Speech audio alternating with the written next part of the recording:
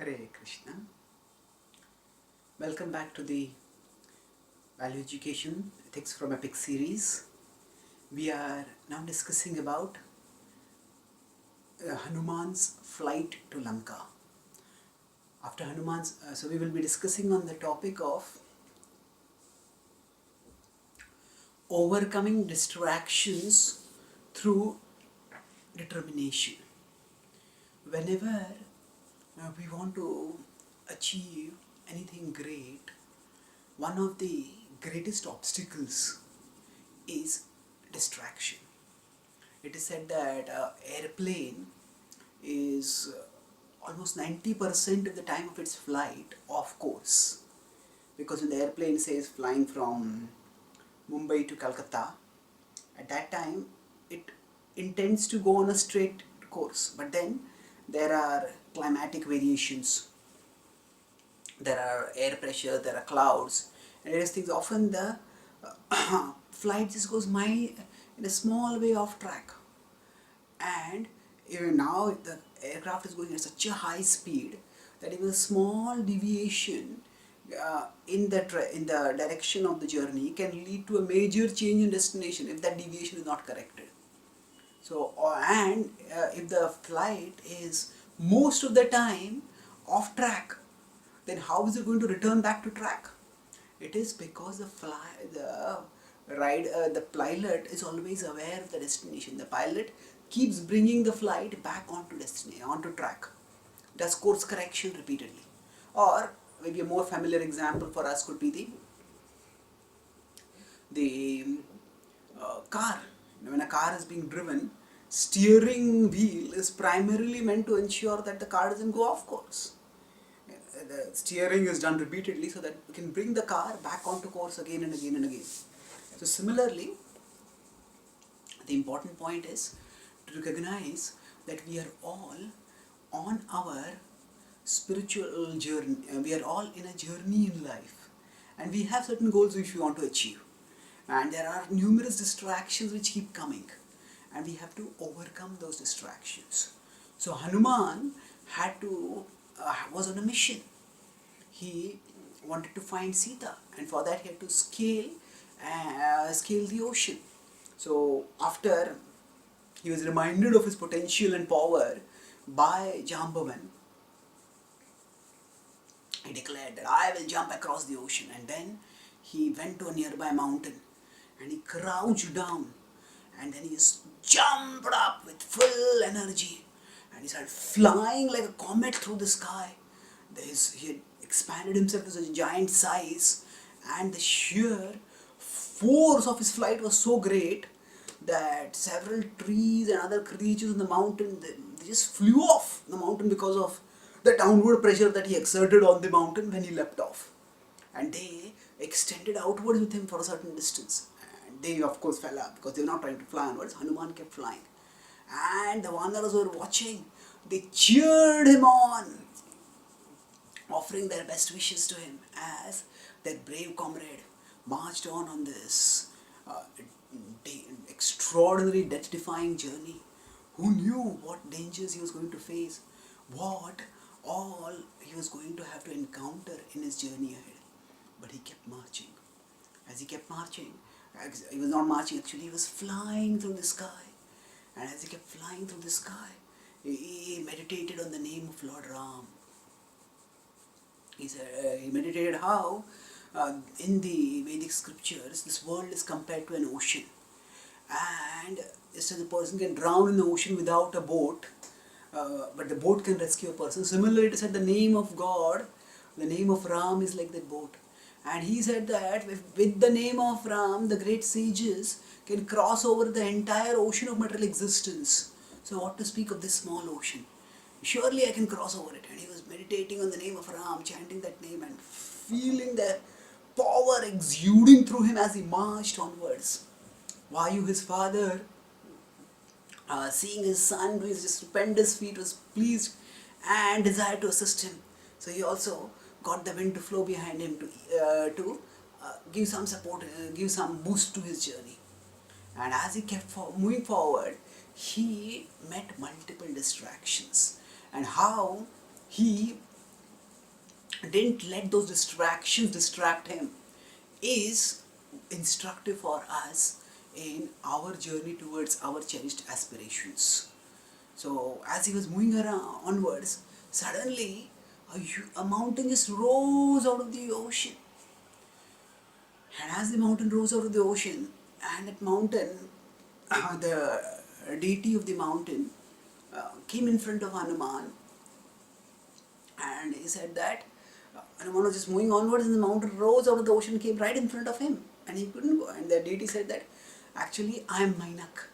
I am the mountain who actually am an ancestor of yours. I am your well-wisher, and I am happy that you are going on this great journey, but I feel that your ancestors had done great good to me, and therefore I should do some good for you. And so therefore I request you to rest on me for some time. And that's why I extended my hospitality. I've emerged. Actually, I live under the ocean, but I've emerged just for you. Now, certainly, Hanuman's flight required a lot of energy. And from a physical point of view, a rest would have been welcome. And how can one refuse some facility, some rest which is being offered with such sincerity? And even the mountain has gone way out of its way to come out of the ocean to be there for him. So Hanuman could had all reasons, justifications, rationalizations to say yes. But Hanuman was principled. And what did he do?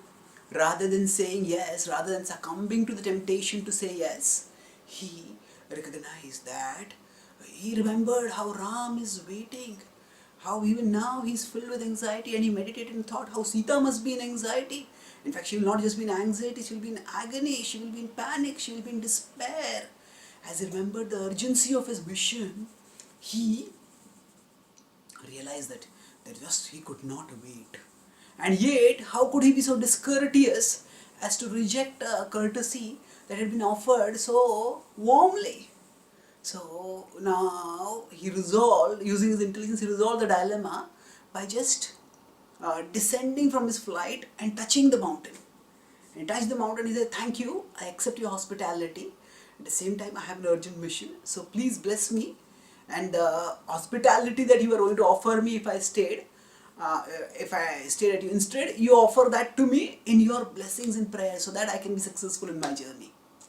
Now, when Mainak heard this from Hanuman, he was pleased. He said, "Oh, surely I will offer my best wishes to you. The servants of Ram are always successful, and you don't need my blessings. But still, seeing your sincerity, I am pleased, and I will surely offer my good wishes to you. Go forth and attain success." So, when we move forward in our life, we often get facilities. And if we let ourselves get distracted by those facilities, then we may not achieve our potential. We may not fulfill our purpose. We may not reach our destiny.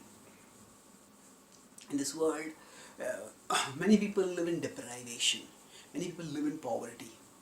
And some people are able to achieve success. Some people are able to achieve fame and power and luxury and facilities. But irrespective of whether we are living in poverty or whether we are living in luxury, this world is a place of transition. And we are meant to not just either despair about our poverty or delight in the luxury. We are actually meant to move onwards towards our destiny, to doing whatever positive contribution we can do in the world with the talents that we have, and to realizing our spiritual identity and attaining life eternal. So, if during our journey we get facilities and we get caught in those facilities, then we will lose the opportunity to move onwards. We will lose the opportunity to succeed in our life. So, what do we need to do at such times? So, for example, say a person becomes a leader of some kind. Now, especially today, if we have a democratic setting, so in most countries, so in democracy, the citizens elect the representatives as the leaders. So now, when the politicians have a huge amount of power, Now, when they get that power, if they start wallowing in that power, thinking that, oh, now I have so much power, they've been elected for doing service to society. But if they forget that purpose and they start wallowing in that power that they have, then they do disservice to society. And similarly, in any field, if we do some accomplishment, we get some fame, some prestige, some facilities, some luxuries. And if we let ourselves get distracted by them, if we get distracted by the perks of power, by the trappings of success, then we don't achieve our full potential. We achieve a little bit, and then we better off. We don't achieve our full success. So rather than getting distracted by the facilities that we get, we accept them but keep focused on our purpose. Whatever facilities we have, we use those facilities for in a way that does not impede with our productivity. We focus on our productivity primarily, and while being productive, we also work on uh, if we have some facilities, we use them. So here Hanuman just touched it, graciously accepted it, and kept moving onwards. So similarly, if we are to succeed in our lives, if we are to do justice to our talents, we cannot just be caught in petty worldly things. We should remember that we have greater things to achieve in life and keep marching onwards. Now, as Hanuman kept flying onwards, then he met another mysterious being. This being actually was a, a, a benedictory being, but she worked in a seemed to work in a negative way. So there were actually two mysterious creatures that came out. One was a demoness, and the other was someone who appeared like a demoness but was not. So both indicate certain things which we all have to learn from, which we all can learn from. Now, let's look at the uh, negative first, and then we'll look at the positive. So a demoness who came was Simhaka. Now, Simhaka had to catch people by catching their shadow. And he caught the shadow, and Simhaka Hanuman was just moving onward, and suddenly he found that although he was using all his energy, he was not moving onwards. So what is this? I'm just paralyzed. It's almost as like paralyzed. Although I'm moving, I'm not moving. And then look down, and he saw this demoness smiling and laughing wickedly. Now I caught this monkey and I will consume him. So the Rakshasas are often cannibals, and they prey on human flesh. They delight in human flesh. So they dragging him down. Now this was a huge danger for Hanuman. And how did he deal with that danger? Before he could do anything, he just saw that he's just being dragged into the mouth of the demoness. So as he was being dragged into the mouth of Simhaka, he just girded his muscles, and he made himself used all his strength to toughen his body, and he went into her mouth. He couldn't stop that pull, but the demoness had bitten more than what she could digest. So normally the saying is bite more than what we can chew. Now she thought that she had eaten many prey, so her fangs and her digestive juices and her inner system was so strong that it could consume and digest anyone. But what Hanuman did was he just girded his muscles, and he had his weapon with him. He just went inside her, and after going inside her, he started whirling around he started pounding from inside, using his face, using his full force, and he ripped apart her stomach, and he came out. And as the demoness fell to the ground, he fell to the ocean and sank into the ocean, he rose up and kept marching ahead, victorious. So now this demoness was too powerful for Hanuman to overcome directly. Though she had got some benedictions by which she could catch the shadow of a person and she could suck that person. So Hanuman did not challenge her at her strengths. He allowed her to have her strengths, and he allowed her the illusion that she had won. Now, after she had consumed someone, she said, already I won, I got my food. But she did not know Hanuman's power. So what happened? Hanuman from inside, after she thought that she had won the war, Hanuman started the war at that time in earnest, and he won because he caught the enemy unprepared. So like that, actually we need to fight according to our strengths, not our opponent's strengths. When we face some competitor, some rival, so any challenge that we face in our life, we need to navigate it, deal with it according to our strengths. And if we fight a war according to our enemy's strengths, it's natural that we will fail. So Hanuman demonstrates that where a particular battle cannot be won, then better to adopt a low profile over there and then re-emerge and fight more forcefully where a battle can be won. So we shouldn't just fight indiscriminately, fight for the sake of fighting, but rather we need to choose our battles. Choose our battles so that we can fight on those fronts where we are strong. We can fight where we are not at a disadvantage because of having to fight on our weak fronts, but at an advantage because we fight on our strong fronts. So it's not that we have to necessarily win every battle that we are fighting. Sometimes we might temporarily accept a reversal, sometimes a withdrawal, a strategic withdrawal in two armies are fighting, and one army may strategically withdraw so that it can regroup and attack with greater force. So we should not think of that when we are fighting we have to win every battle and that we have to stamp our domination on our opponents. If we have such a superficial ego-driven idea of fighting and succeeding, or fighting for the sake of fighting, then we will often be disadvantaged and defeated. But by choosing our battles so that we fight according to our strengths, not our enemy's strengths, we'll be able to move forward towards success. So by taking inventory of our own lives, we can discover, we can realize what are our strengths and be aware of those strengths and catch our opponents on their weak fronts and thereby win our battles. And then as he kept moving forward, he rose again and flew. And now let's go to the positive obstacle that he faced again. And suddenly, as he was moving forward, he saw a giant creature rising from the sky and had a huge mouth. And he said, Brahma has given me a benediction by which whoever enters will have to come in my mouth.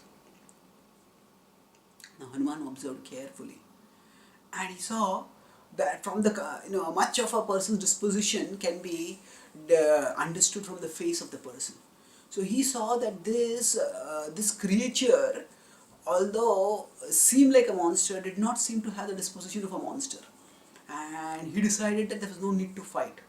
So as he was thinking, that the demoness, Hanuman himself had got a huge form, but the demoness made her mouth big, and he said, "You have to enter into my mouth." So Hanuman wanted to avoid a conflict as much as possible. So he thought one way to avoid the conflict is, if I had to, instead of going inside her mouth, he just made his mouth bigger. And the demoness was surprised, how big has become? She made her mouth bigger. And Hanuman made her mouth bigger. And she made her mouth bigger. And now as this became a competition, Hanuman realized that, this demoness also has a lot of power. But his point was not again to stamp his power on the demoness, on this particular creature, whoever it was.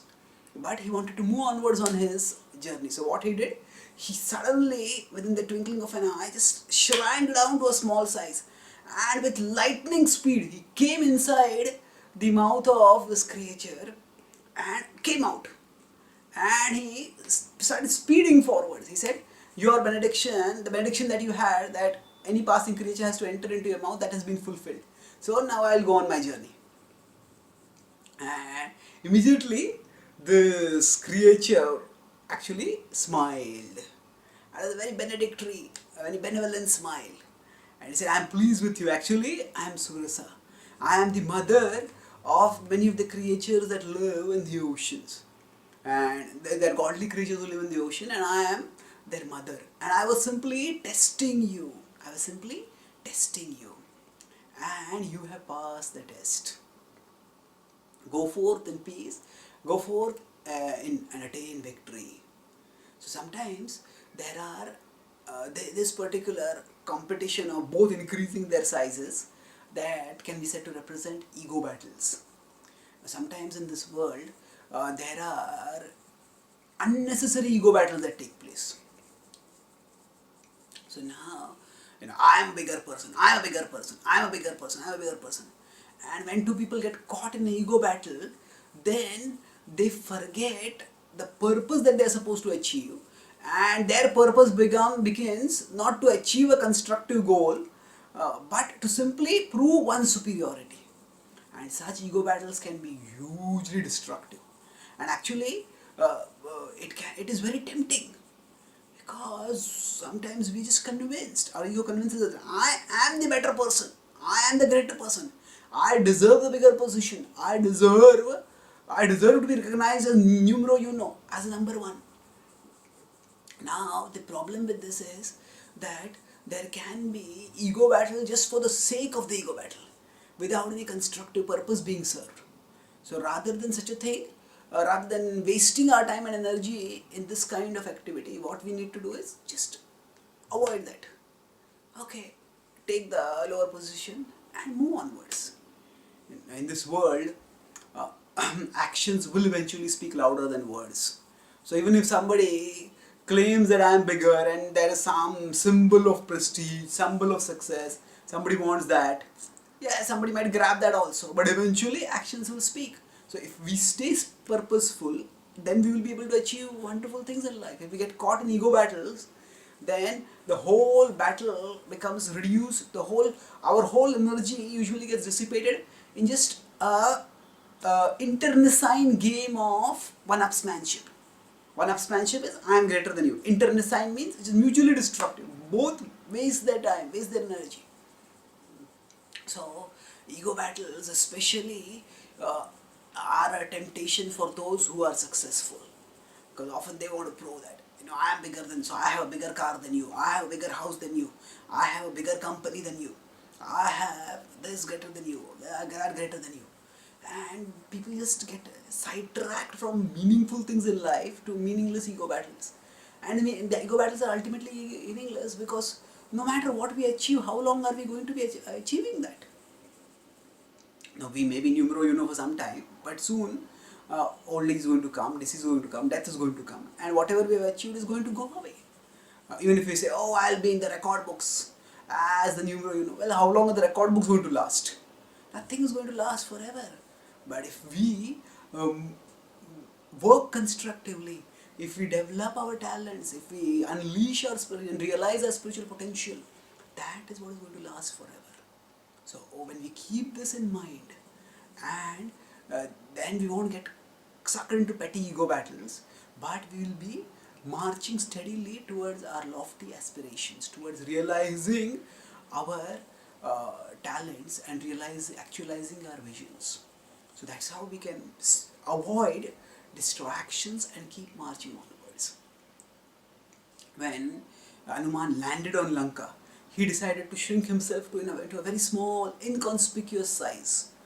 And as he was entering, now Lanka was surrounded by walls from all sides, and he was trying to enter in. At that time, suddenly a demoness came over there, and she said, I am the guardian deity of Lanka, I am Lankini, and no one can enter this. I have penetrated into the island without my permission. Leave immediately. You are sneaking in like a spy, but you cannot enter. If you value your life, get out. She tried to threaten Hanuman, but Hanuman was not at all threatened. And he says, get out of my way. If you know what is good for you, get out of my way. Because I have come for a purpose and I am going to go inside, whether you stop me or not. If you stop me, you will be ruined. So Lankini was trying to intimidate, and she charged towards Hanuman. And as he charged towards Hanuman, Hanuman just raised his hand and swatted it. And now he did not want to assault a woman, and that's why he was initially talking to get out of my way. But when he saw that she had come, yes, yes, that simple slap had such power that Lankini was flung to the ground. She was like, "Gosh, what power is this?" And she, so I had been told by Brahma when I was appointed as the guardian deity of this island, that eventually when a monkey comes and overpowers me, at that time, that would be the time of the doom of the ruler of the island. So Ravana's doom has come. And oh monkey, I will have nothing to do with you. And she fled. Sometimes people intimidate us, and we shouldn't get threatened by intimidations. Sometimes people want to brag about their strength and make us cower. But if we are purposeful, we have confidence in our strength, and there are bullies who are looking for people who are weak, whom they can crush. But when bullies see that we don't have jelly jaws, we are not going to succumb to their threats, then often they just shrink aside. They go aside, and we can keep moving forwards. So we shouldn't let intimidators discourage us, stop us, but rather by being calm and confident, we can push aside the intimidators and keep marching ahead. So Hanuman's flight to Lanka is an instructive journey in purposefulness. So when we want to be purposeful and when we want to achieve wonderful things in our life, achieve something worthwhile in our life, we need to resist the temptations that come from distractions. The distractions can come from from comforts and luxuries, as is represented through Mainak. Distractions can come from opponents who challenge us on their strengths. So we need to find out our strengths, shift the battle to our strengths, and win the battle over there, as is demonstrated through Simhika. And obstacles may come in the form of needless ego battles, where people are interested in just proving their superiority over us and checking us in our onward progress by consuming our time and energy in ego battles. We just, as Hanuman shrank down and went in and came out of Surasa, like that, we can stay spiritual, we stay purposeful and just bypass the ego battle. Take a humble position, keep moving forwards, and do truly wonderful things. Instead of just bragging about being great, we can actually, by taking a small position, do great things. And then, when on that is path of achievement, we face intimidators, we stay unruffled, we stay calm, we stay composed, and we stay purposeful and drive away the intimidators. And then we can attain success. Thank you. Hare.